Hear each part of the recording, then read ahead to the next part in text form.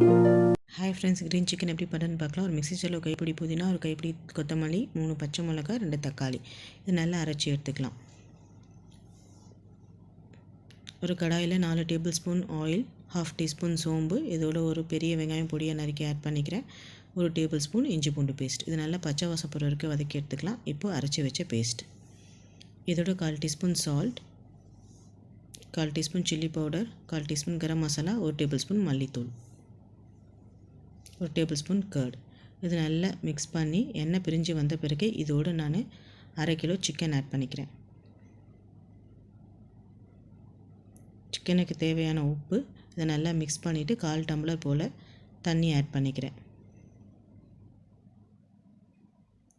இது நல்லா மூடி போட்டு குக் பண்ணிக்கலாம்.